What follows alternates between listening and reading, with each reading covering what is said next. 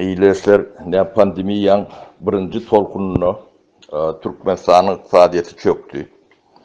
Öňem çöken bolun pandemiýeden soň hatam beter çöktü. Indi 20-nji ýylyň 1-nji ýa 2-nji ýarymynda pandemiýaň 2-nji tolkuny gelýär. Bu tolkunno ýa-ni uly dünýä ýurtlarynyň ekonomikasy çökmeli, Kanada, Amerika, şolar ýalak döwletleriň iqtisadiýaty ýa-ni beýik depressiýadaky çöküş dönem agyrrak boljagy gödeginde tutulýar. Bärde iň amatly ýagdaýda bolup galjak ekonomikalar Ýewropa Birligindäki döwletler bolar, olaram uly ýara pedawar bolar, ýöne birek kömek edilen soň, açyk bazar bolan soň, serhetleri açyk bolan soň, bular beýleke görä ayakta durup bilmäge mümkinçilikleri bor. Men biziň biznesmenden bize ýa-ni kiçi, orta, uly biznes bilen meşgul bolýan ýylleşlerimizin dikkatyna ýeter ýalak edip şolaram düşünür ýalak umumy şu näme gurrun edelip demetdim. Ýa-ni pullar, keçen aşanlaky pullar özünden eräk gider. $1000 bolsa $100 öwürler. Bankdaky pullaryňdan şonu alakdyr. Dollar bolanda ya euro bolanda da tapawdy ýok. Bu zatlaryň hemmejesi yeremeli. Yerer bu beýik depressiýa. İkinci ýa-ni 1929-30-njy ýyllardaky bolan beýik depressiýa bir görnüşi ondan hat agyrrak bolmagy mümkin. Şoň üçin ýa-ni ýygnan teri işleriňiz bar bolsa iýmit sektoruna ýa-ni stabil bazarlardaky iýmit sektorlaryna ýatyrym ýapsaňyz puluňyzy, baýlygyňyzy halat edip bilersiňiz. Bunun başka nemesi ýokdur. Bu kreditler gaty agyrdyr. Öňünden gamy iýilmese 90%, 99% tozmalylar. Salam iýleşler. Salam aýna, salam kemine. Bu ne çolup birazcık söhbet edeliydik. O dünya barada, özümüz barada, umumy ýagdaýlar barada. Men düýün ýa-ni Şwed fermerlerine mihmançylyk etdim. Bir günümi şolara harçadym. Şwed demeleri ýa-ni mallarçylyk nemede bir sygyr hojalygyny tüýtül sygyr hojalygyny bardym. O töwereginden aýlanyp gördük. Şwedliň owalaryny ýanymdaky ýigit bady Azerbaýjan ýigidi. O hem operatorlyk ýapdy, hem Şwed owalar bilen tanış boldy. Bir gıdıklı neme ýa-ni ferma, Şwed fermasy, demede videoda görürsünüz. O bir hojalyga degişli, erheley bir owullar bar. Owullary başka hünärem bar, ýöne enetnatatna kömek berýär. 60-70 tane sagylýan tyglar bar. Ýöne umumy tygyr sany 100 bolay. O tygyrlary 10-11 ton ýylla tüýt berýär. 70 tane tygyr bolsa 10 tondan 700 ton tüýt bolýar. Bunu biziň Türkmenistanyň ýagdaýyna bir kolhozyň ýa-da bir ul bir gadaň berip bilmeyen önümü de muktari. Bizim tığırlarımız 2,5 ton, 3,5 ton. O olan ýagdaýynda şol ýalak tüýt berýärde ýylla. Bunun yani brigada daky ýalak 10-lap, 20-lap, 100-lap adam däl. Bir hojuluk är heley, oglu bilen 3 adam. O käte kesellerine ya da otluğa gidenlerine, dinç almalı gidenlerine bir aylık taşından bir yerini tutyanlar. Şoňulynem ýaşaýarlar da. Inni deňeşdirip görseňiz, Türkmeniň daýhanynyň ýaşap bilmeýän demesi bar da. Ýöne oň tähmedine teredende de, hiiline, muktarına teredende de ýeteki etse bolup gidýärdi. Yani adam tanrı zadyny goşoňda bulon nemesi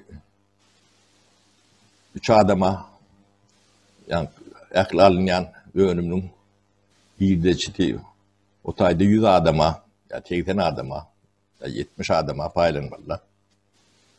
O bay olma üçin bir dat öndürüp onu tatıp şoň birdeçitine bay bolunýar da. Yani döwlete bermeli diýilen düdünle başkaları hocalıklar bay bolup bilen okda. Ödem şu firma kadimi firma täze teknologiya näme geçmedik. Aňyrdan gelýän nämelerine girip görsem köne sistema bular ýalak köpüsi ýapyldy. Inni Şwedler nemesinde ulu nemeler ayağı üstünde durup bilýärdi. Bularň ýagdaýlary kyn, gapdalyna täze firma talyp berýärler. Bolmasa bular yani padaryň talabyna ayağı uydurup bilen oklarda. Olar ýalak neme tawrymän firmada gider. Men şulayda bir 3-4 sanak firma gelenje gitmeye planlaşdyrýan, olaň ýagdaýlaryny düşünürjek bolýan.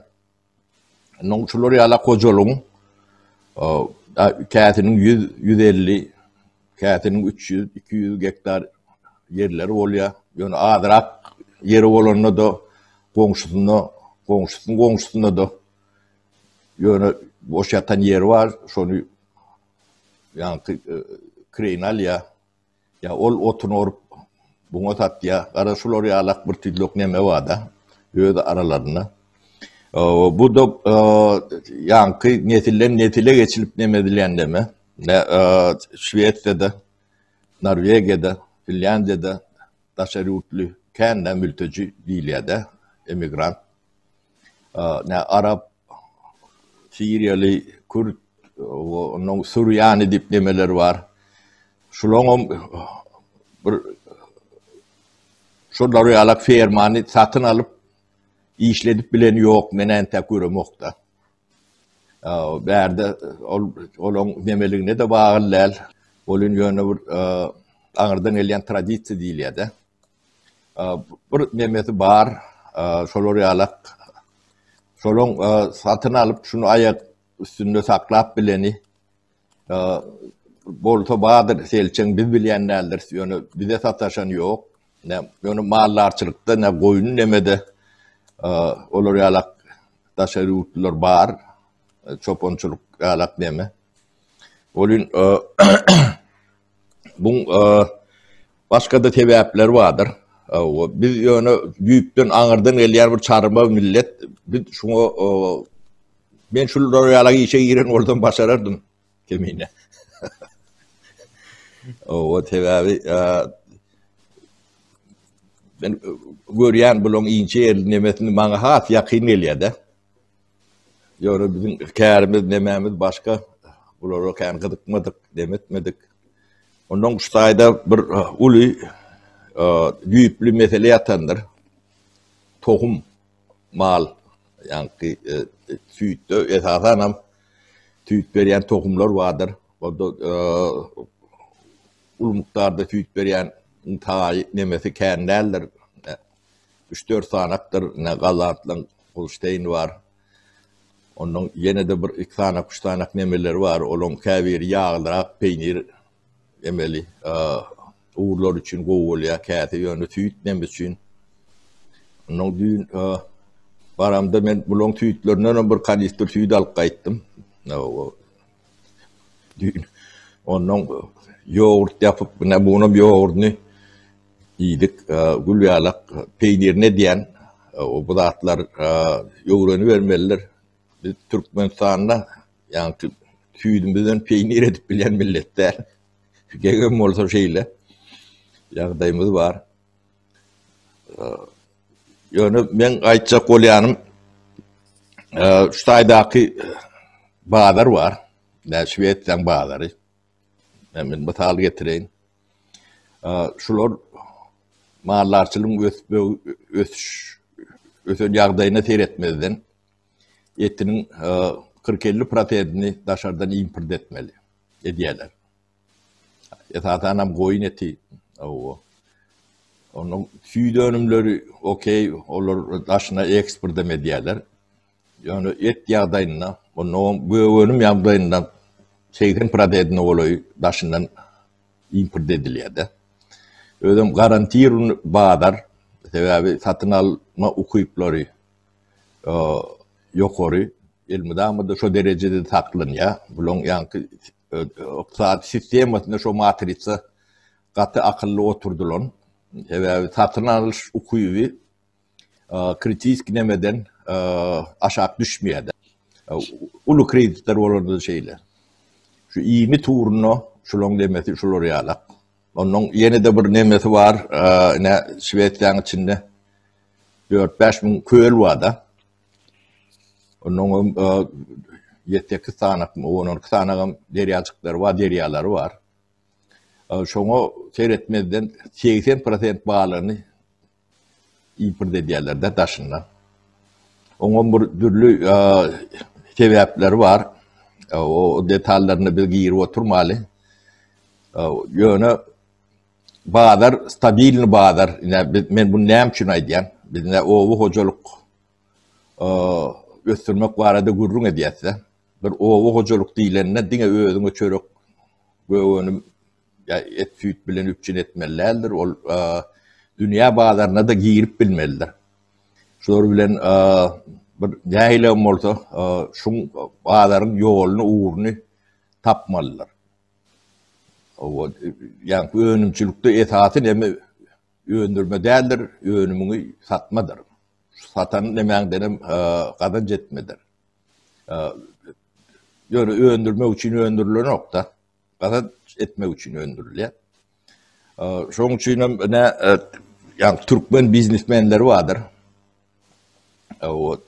Bizim Türkmen bağlarımız birinciden kiçidir. Yani 4-5 milyon halk bir ulu vadar deyip hata edilen nokta. Biz ulu vadarlara çıkmamız gerek. Onun şu da vurdu yani koronavirüs pandemiye onun bizim siyasi emelimiz yağdayımız iktisadi yağdayımız içki bağların satın alma gücünün yokluğu bizim telekeçilerimize tacirlerimize biznesmenlerimize pul kazanan olsa kazanıp bilenem olsa o kazanan pulunu doğru investisyon etmeye hiç mümkünçülükleri yok. On ertir elinden alacağım elmi damı doğru aslında o bir milisyan ya yine bir şoğu mengdeşin ırtarap gelip o tengizini duruşu bilen elinden alıp biliyor. Kazanan pulun bankta koyup bilen ok bank sisteması işleyen ok. Taşarı uğrunda birinin adına koymalı ya yine burada etmeli. O tayda da lokan problemler var. Şunun için bu rival demeni biz iktisadi reformaları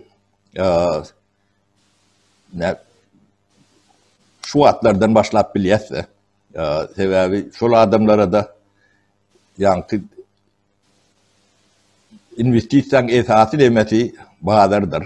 O ödem yukarı satın alıcılık ukuyu olan hem yani kuşon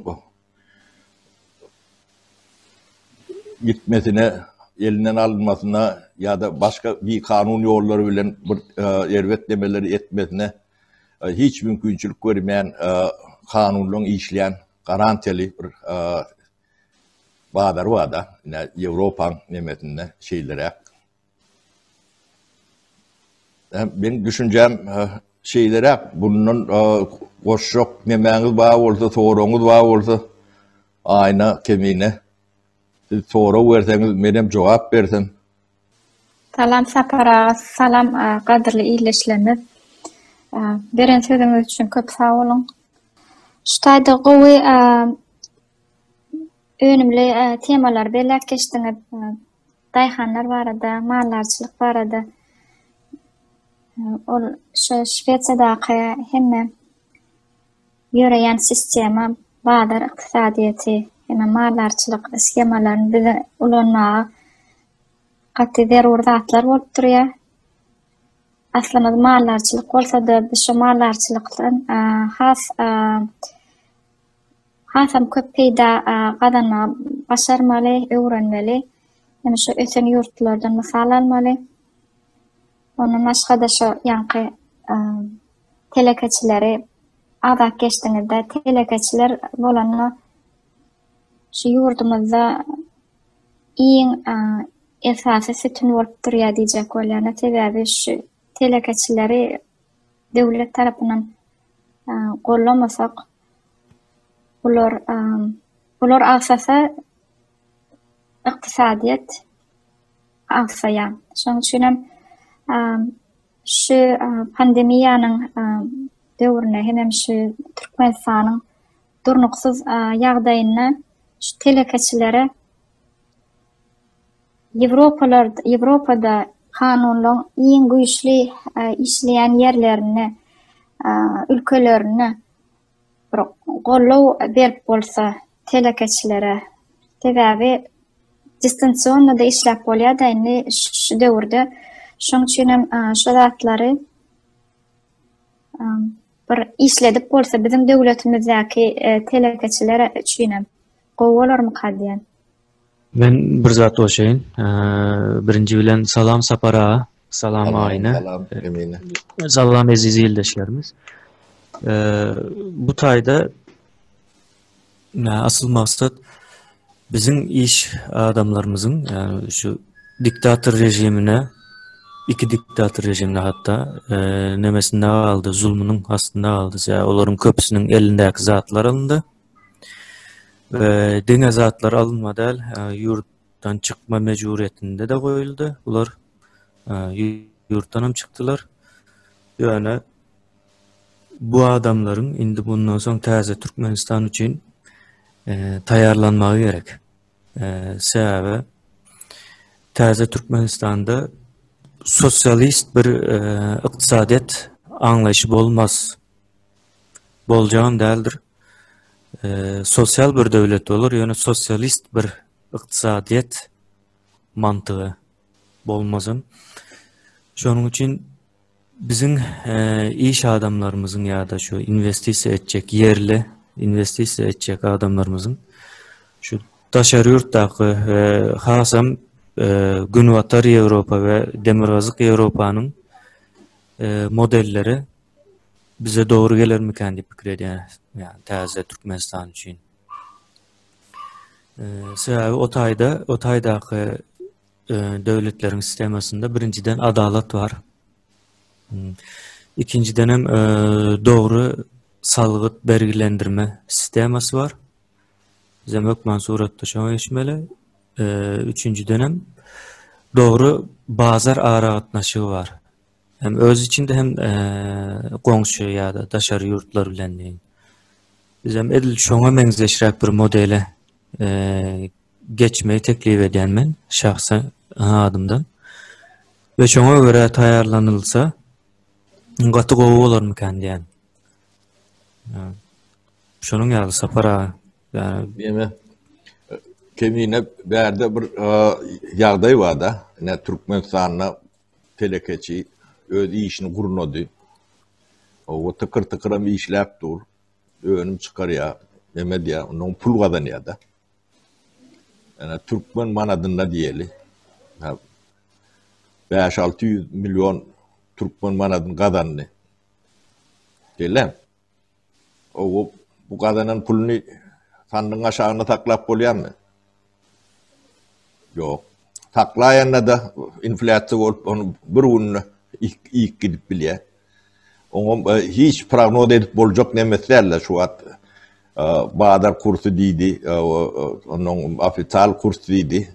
İkisinin arasındaki fark gününe dütkap bilye. Bir neçesi dütkap bilye. Ol daşarki içerki Bağdar'ın yağdayına da bağlılar. Bir adamın iki doğduğunun arasındaki karara bağlı olup dur. Onun şu kazanan pulunu bankta koyup bilyen mi? Yok. Ne edip onu korumalı? Kazanan pulunu korumalı. Yani mesele çıkıyordu ortada. Onu bir tütlü yol bilen doğrulara öğürüp dışarı yurttaki banklara geçip saklamalı. Onu şey diyelim. Devlet onu devlet koysa da koymasa da yani iş adamsı bu yolunu tapmak mecburiyetindedir. Bolmasa da o adam iş adamsı bolup udok yaşap bilmez. Onu şey dip görün oğlanları yiğitleri bir kan görüyet taşınna.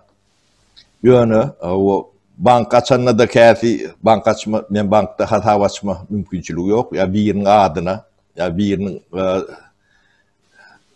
nemesi bilen himayeti bilen edilen de o tayda da yine de ağırlanvan bilye. Dünyada pulun iyidine düşüp görün adam kan. Şoň üçin şu at Avrupa'da yetişen adamlar var da. Kan. Yerli millet diyalog olup hareket eden nemeler var da. Onun ticaretten baş çıkanlarımızdan var. Yol yodotun bilenlerimizden var. Biz şolar yalak iş adamlarına kömek etmeli. Avrupa'nın türlü ülkelerinde mümkünçülüklerimiz var da. Gerek oldu bizim elimizde de onlarca biznes projeler var. Kim näme bilen kızıklanan oldu. Yani men o hocalığı var da biraz aydık geçecekte. Ne Türkmenistan'na bizim dövrümüzde yanlışmasam 2 milyon oğlu yer şaklı mal var da. Yani tüyt tağlayan tüytlöň nemetinde. Yanlış bilen bunu yönet nemetmeli. Ne o hocalygyny reform edenizde yani süýt berýän tygyrlaň, et berýän tygyrlaň hilini, tohumunu ýokarlandyrmak mecburiýetinizdedir. Selam. Onu sen 2 milyon tygyry bir ýerden tohum tygyry satyn almak mümkünçüligi pulun olanına da kıyındır bir yerden oraya abyomdaki nemeni alıp bilmeyen. Şoň üçin bu da atılan görüntü mekanizmleri işlenip düzülmelidir. Misal üçün Şweýçede ya da Gollandiýada tapawut ýok, başga nemede de bolup biler. Tohumçuluk nemesini urnap ýola talyp bolýar da. Oňa 3-400 hektar yer gerek. Onun tohum tygyrlaryny saýlap alyp, şolardan tohum nemetmeli. Onun olan gölelerini, nemelerini Türkmenistan'a berersin. Tohum emeli tohumlandırma diýip bir usulları var. Tohumlarından iyi berersin şeydi. Bu projekti men 2006 yılda Kazakistan üçün edipdim. Yani Kazak da düşündürüp bilmedim. Nağıt pul olmasa, o da ertesi olmasa yani bolonok diyen yalak nemen emettiler de. Bu da devlet derecesinde olmalı da hatta. Son yani sürüyün nemesini täzelemesen bular yalak öndürücülüklü yani tüydal bilinmegi, onun efektivini bolmagy mümkün näildir. o hoculuk reformasında şorayalyk yani bir gününe bir saatda çözülüp bolmayan meseleler vardır. Şunun üstünde işlenmelidir. Bunu sen men o hoculuğunda etçiliği, tüyçülüğü östürecek deyip karar kabul edilingen bolyan nedir? Bu aşağında uzun prosesli kara iş vardır. O da köp yerde de ilmi neme ne Floriala proyekt var. Başka da onlarca nemeler vardır. Kızıklanan biznesmen olsa bu proyektlerin hem becetini yani ekrandan beyan edip oturmamız yokman nel. Yani kızıklanan adam olsa ödler kontakta çıkan sonlar bu zatları gürleşip bolya, nemedip bolya. Ne reformaları şeydip giyiniş nemede kapsamda alıp barınta neticeli var deyip düşünüyorsa. Şu tayda bir soru veresim geliyor da şu bizim telekeçilerimiz var da şu bizim telekeçilerimiz durnuklu biznes gözleýär hemem girdecili biznes gözleýär de hukuk tarapından hemem durnukluluk tarapından şu yurtlarımızda şu telekeçiler için şu ikisinden başka nähili yana da garantiler berebilýärsiz telekeçilere. Garantiya da şu döwletde İslamik döwlet alyp gör. Şu döwletde işleyen kanun yerli telekeçe yani biznesmene hemen garanti berýän bolsa şolara da şu garantiya tebabi investisiyalar goranyanlar elmudama o döwletin içine giren soň o deň hukukly işlenýändir beýleki telekeçilen kýalak o taýda hiçbir ayrım yapmak mümkünçülükleri yoktur. Den şertte, den hukuklu, den nemeli bolýansyň. Ondan sen yerli diýilýär de öz vatandaşyň bolsa o taýynyň yerlisi bolýar. Ne o da sizin wekiliňiz, sizin ýoluňuzy aratdyrýan ya da tide ýa-ni gapy açýan ya da käbir şertleri döredip berýän. Mysal üçin yer gerek bolsa, başka yurtdan biri gelip şu taýda yer alyp bilen okda. Ýöne men alak bir topar adam rahat alyp bilýär. Şolar ýalak ýanky mümkinçilikler var da. Benim gaýtam ýöne özüň gelip demedenden şolar ýalak demäni guraly öwrensem gowy bolmkan. Yani onun yine de bir deme var. Yani Türkiye'de bolsun ya başka bir yerde bizim iyileşimiz yani önümçülüğünü açıplar. On mali şu yerli bazara yani orun tapanok ya da taptada doğru tapanok. Ne şolar ýalak bazarada da Avrupa'nın bazarına biz ön ayak bolup bilýär spesialistlerimiz var, tanıyan bilýänlerimiz var. Biz bazary gowy tanýatsa derde. Onu demek şu telekeçiler için, Türkmen telekeçiler için şu günwatar Ýewropaň tejribesini almak, onu ýurda getirmek, gelecekde de täze Türkmenistanyny onu bir ýola goýmagy uly mümkinçiligi bolup durýar da şeýlemi? O da däl neme ýanky AQŞ iki tarapy bolýar da. O berde de aýagyny rahat basyp bilýär. O taýda da onuň iki tarapa da akya çymalynyň bir toparyny o taýdan getirir ýa berden aňryga gider, aňyrdan bärik getirir. O ýanky akym iki taraplaryň akanyna bu iki tarapa da peýdasy bolýar da. Hemem berdäki tejribeni o taýda da ýerleşdirip bolýar. Hemem şu kapitalynyň gorogly durmasy bolýar da iň wajip meselesi. Şu Türkmenistany şoňa garantiýa tapy bilmeýän zady öz kapitalyny gora bilen telekeçi, dogry dämi? Günnölükde yitirip ýör. Hem koronya hem işliyor. Kazanca diye. Duran kapitalım yönü durýar da. Onu işlese kazanca diye. Dogry. Yine soruňuz barmy kemine? Indi şu Şwesiýada tokoylaryň ýa-da ýerleriň 100läp, 200läp, 300läp gektar şekilinde hususy ýani satylmasy şu. Ben gaty ýani mümkinçilik berýär aslında bir adamy näme etjek bolsa şu sistem o taýda näme işleýär. Onu bir düşündürüp berseňiz. Näme Şwesiýada tokoylaryň hemmesi hususy ata-babadan gelýän näme? Meslek yerem hususy döwletiň kim bolsa baýdyr bolun ýöne gady ujypsyz. Onuň bir topar nemeler wada. Aksionerni uly nemeler döwlet ýalak şirketler. Olaram hususy sektoriň ýalak işleýär. Satynama alyp bilýär, satwam bilýär. Yerem şonalak 10 000 hektarlap yere yerlerim var.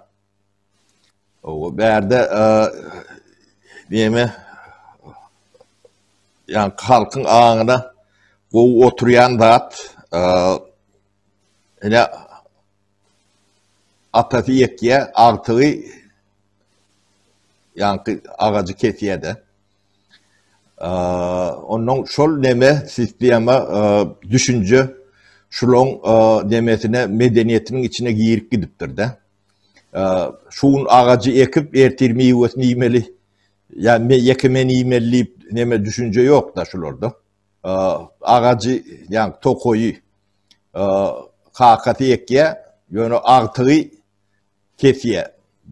Bu yani ağacı eken kakağım atatı eken olmalı. Çok ketip onu elmide ama yani gelecekki nesile birdat koyuyorlar da. Şoň aladasy, şoň pikirine diýerler.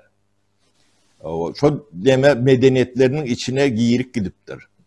Biz bolsak nähilek ýaşaýas, bizinkide ne miwesiz agaç ekip şoňa miwesine garaşýarsa. Ne bizim milletimizin demesi onum kesip başkasyna otur diýerler, ýene de miwesiz ekýärler. Ona miwesine garaşýarlar. O da beren okbany gowdýar ekenip ýene kesip şeydip demediler de. Ne çağa diýilen zat nesilliyle deme sen ilk ulak yetiştirýän on hödürni sen 50 ýyldan 60 ýyldan görýän. Ne ağacam şonalak şu tokoy nemesem şu Şwedleň şu nemesine medeniýetiniň içine siňip gidipdir de. Şoň üçin aňyrsyny bärsini ölçemen Şwed iş adamlary iş edýänlerdir, ýöne işin gapdalyna baran soň olonky hemme zady hataplylar, hesipler. Ýöne ýene de bir deňeşdirmeli zat Şwediýan 65-nji, 70-nji, 75-nji ýyllary biziň Türkmenistanymyzyň 60-njy, 65-nji, 70-nji ýyllarynyň erwet bolmasa gowdäl. Bulun şertleri, durmuş şertleri. Bulun durmuş şertleri bizinkiden has ağırdır.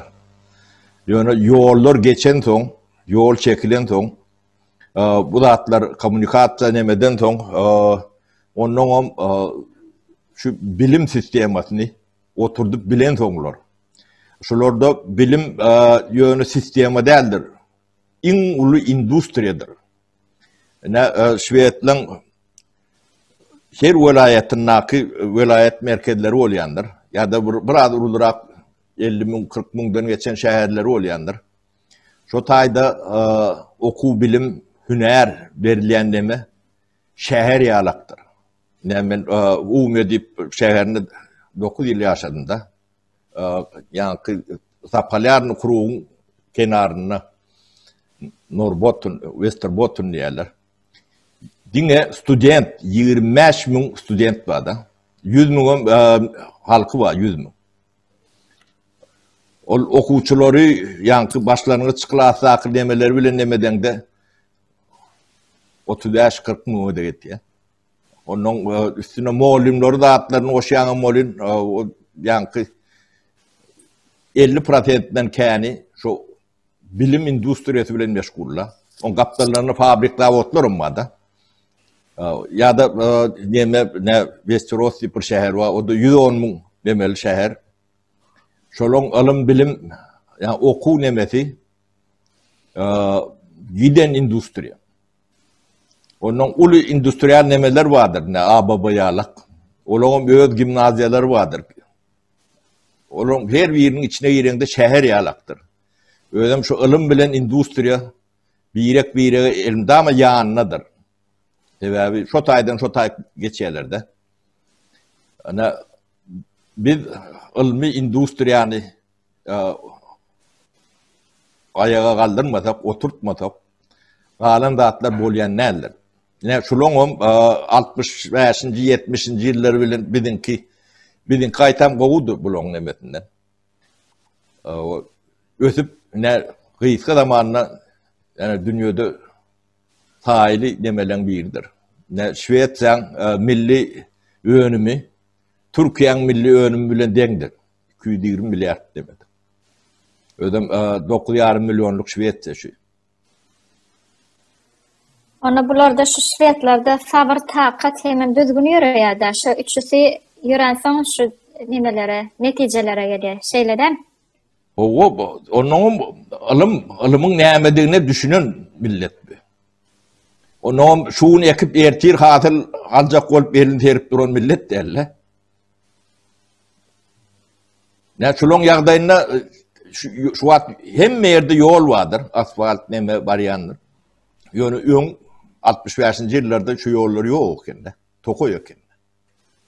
O Tokoy'da da 9 ay kış olan son sen yani çölleki alak atlı, eşekli, düğülü eylek böyle gidip bilen o. Biline senin kar, şu Şveç'ten yarından yok orta, kışına yoldan çıkıp yörep bolayan neler. Bilimden yok orada da. Sen ne eylek dayı umolongda atam yören o. Şolları alak yağdayda münglap yıllar yaşan verdi millet. O mektep değilen adam şolları alak. Ne yankı demeni doğru oturduğunda iktisadi matrisani, onun bilim sistemasını doğru oturdup bilinen yağdayına şolları alak ötüş bolup biliyor. Onu sapara biz öz şugunku günümüzde Türkmenistan'ımızda Bolete Türkmenistan'ı kurmaya başladık. Edil şu günden başlap hayat hareketten başlamalı. Telekeçilerimiz olsun, mallarçımız olsun, tapavdı yok, muallim olsun, doktor olsun. Aynen, bulun hem becetinin birden başlamalı. İlk olarak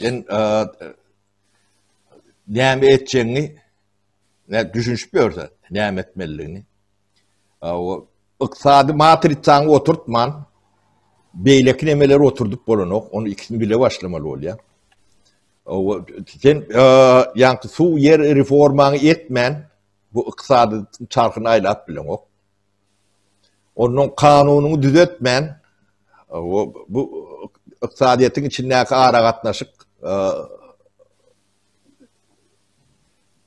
doğrudur hareket et bilmiyor. Bunun hem mecetini ne öňünden işlenip, fikirlenip, cedelleşip, nuskholary, nemeleri getirip, elekten geçirip, yanlış olsa yeni bir tapar üstünden varıp şeydip, bu zatları öňünden tayinlamalı. O barıp tayinlanıp bir zattan başlap, onun galanıp çekilerden gider deyip neme yok. Edil şuna hemen gelecektim de yeniden halkımız şunu soruyor. Haçan gidiyoruz bu gürümler boş diye. Şu tayda yüzlenme şeklinde aytmakçı da. Aslında bu gürümler boş değil. Biz eğer şu şekilde tayinlikli bolan olsak bundan 10 yılın, 20 yılın, 30 yıl ön şu yağdaya düşmeyeydik biz halk olup. O indi bundan soň yani şu an diktatura tayin düşmäne. Diktatura düştü. Bir de Almana tayinlerli. Biz entek Almana tayindel. Ýöne yeniden bunun üstüne kaçan gidýäs diýip soraýarlar. Bolýa. Gittiň de näme etjek? Bir sistemaň taýarmy? Yo biz indi şu taýda 5-6 ay oldu. 6 aydan bäri bir sistema döplü gurýarys. Size şu an bunun 10% amaýdlanak edilýän işlerin. Bunun üstüne bizim yani sözümüze şu an en go edip biljek işiniz inanmaktır. Düşünmeyen olsanız halkımız sabırlı olmalı. Biz yaşlar olup bütün dolu depkinlikte tayarlığımızı görýäs. Gözümüzde edil şol canlanya nähilek boljaklygy täze Türkmenistanyň. Ýöne halkymyzam şol bursanda tayar olmalı. Şol bursanda eğer tayar olmasa şol sistema uygunlaşıp bilen oklar, ornaşman bilmeýärler. Bu sistema köne Türkmenistana mengzemez. Korrupsiya sisteması ýöremeýär. Düýünden bazar ykdysady ýöreýär. Korrupsiya ykdysadyýety ýöremeýär. Ve siz şoňa görä taýarmy meselem? Halkymyz şoňa görä taýarmykan? Şu wagt meselem yıllardan beri halkımızın yarımından köpüsü korrupsiya ykdysadyýety üstünden çörek ýýärler. Haram çörek ýýärler. Şu wagt täze Türkmenistana guruljak bir ykdysady sistema, onun düýünden terse ve siz şu taýda durmuşda galmak üçin eliňizde bir hünär bolmaly, hyjuu bolmaly. Ve siz eğer şu şertler bolan ýagdaýynda korrupsiya ykdysadyýetinde gazananyňyzyň 10 etse, 20 etse köpüni gazanýaňyz we adalatly şekilde eliňizdäki gazanan pulunuňyza el goýulmaýan bir şekilde ýaşap dowam edip bilýäňiz. Yani şunun ýalzatlary pikir etmeli. Yani şu wagt kaçan gidýäs diýip soramak. Ayıp yani. Ayıp, ayıp. Gerçekten ayıp diýerler. Hakykatdan. Ýöne biz şu wagt meselem açyk mailnama näme üçin açyk mailnama diýip adyny nämetdik. Şu taýda halkyň näme aktiv gatnaşmagyny isleýäris. Siyasata. Eğer bu siyasatta halk aktiv bolmanlygy ýagdaýynda soňunda yeniden bir diktator gelýär. Diktator döredýäs. Gelýärem diýen diktator bir yerden gelen ol. Diktatorlar ya bir yerde garaşmamdyr ona şu taý. Biz baral diýip. Ýöne diktator biz özümüz döretdik. Niyaz sistemi bolmasa döremeli bolýar, başgaça oň ýolum ýok. Elbette. O boşluk bolan üçin şol diktator gelip doldurýar şonu. Biz halk bolup bundan soň şol diktatorlyk sistemasyna ýol bermeli däl. Bizim iň esasy ýalňyşymyz şu taýda Sapar aganyň aýdyşy biz diktator günäkärliýäs, ýöne diktatory halkymyzyň özü döretdi. Nädip döretdi? Edilýän işlere ses çıkarman, dilsiz şeytana dönüşdiler bir-birden.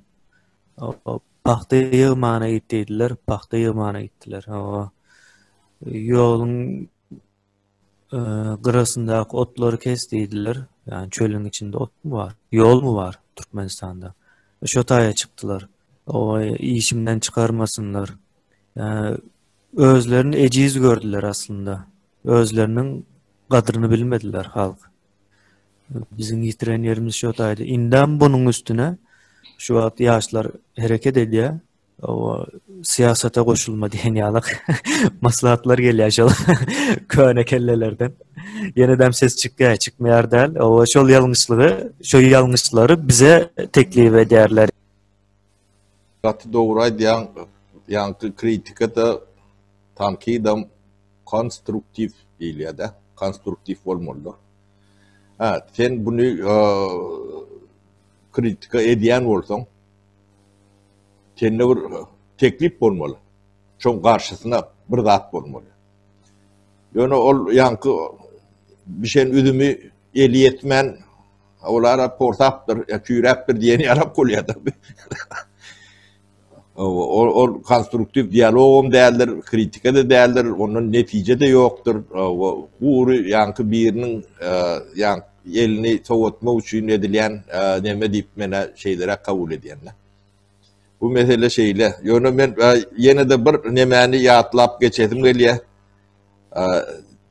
Yani düşünüklürak bolması için elektron devlet deydik. Bu elektron devlet yani doğru elektron sisteman bir gidecek bir bölüğüdür.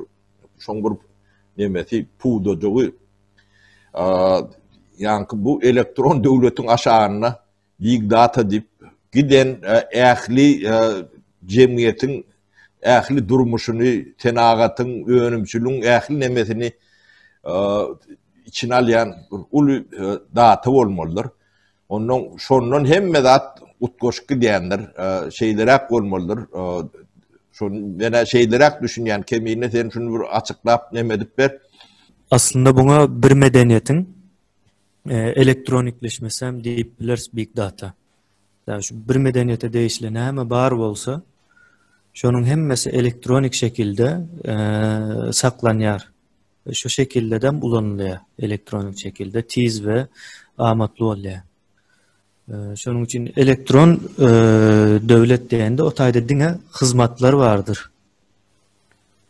Bir devlet bir vatandaşına nähilek hizmet edip bilýän olsa şonu tizleşdirmek için ve adaletli bolmak için iň esasan açık bolmak için, şeffaf, transparent olmak için edilen bir sistemadır.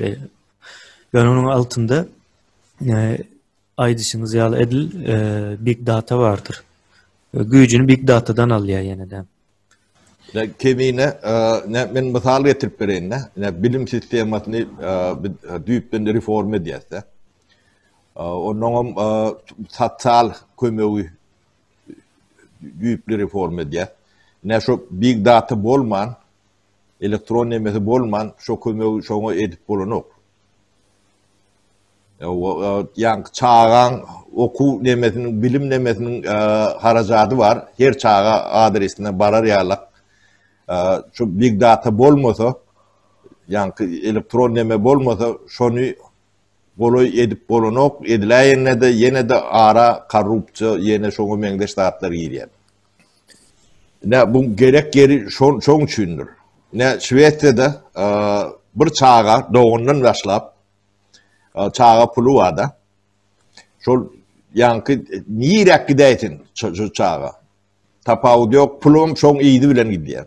Mektebe verenle mektep pulları vardır. Her çağın mektebe harc edilmeli, devlet tarafından harc edilmeli pul vardır.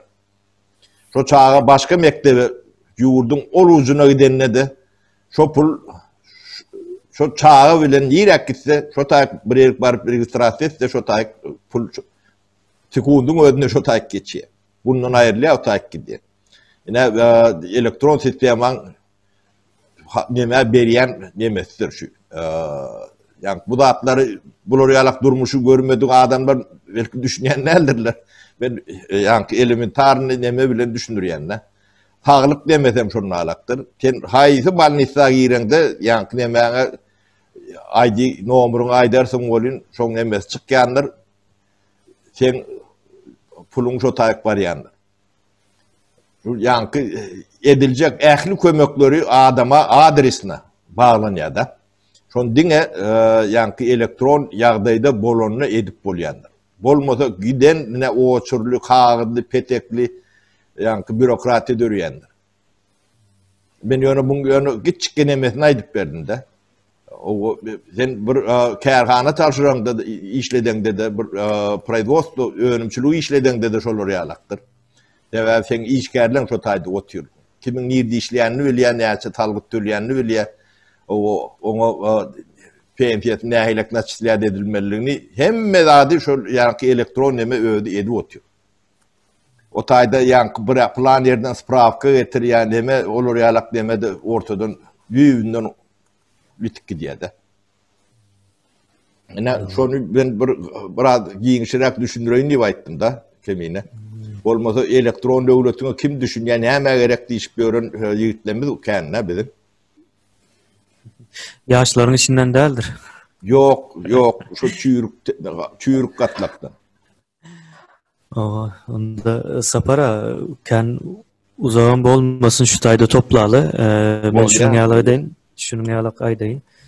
Bu tayda Täze Türkmenistan için iş adamlarının öz tayarlıkları, öz için, yani öz geleceği için bir tayarlığı hakkında ürün ettik. Onun dışında da Türkmenistan'a haçan gidiyesinden sonra cevap verdik. Türkmenistan elmidama bizimki, halkımız, emmemiz. Yani biz şu tayda yanlışlıklar koyuverenimiz için ara diktatura girdi. Biz şu diktaturan çıkarmak için ona gidip elin bilen alıp çıkarmak manisinde düşünmeli değil buna. Bu özünü şu diktatura karşı tayarlamak şekilde düşünüp biliriz. Şu şekilde gelen yağdayımızda diktatura gider, özem gidiyor. Gitmese yine giderip bolya. Yani kaydıp gelmez yağlak etmeli bunu. En esas meselemiz ve bizden şunun aladasını ediyoruz yaşlılar olup. O sapara halmırada olup ve yine bir neçe yaşlılarımızdan var. Onların kömögüyle.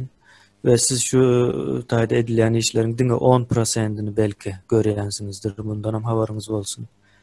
Bolup geçen zatlardan bu hem hopsuzluk meselesi hem ulu proyektin yöreme için yoksa provokasyon ediyorlar. Yine mitinglere provokasyon ettiler.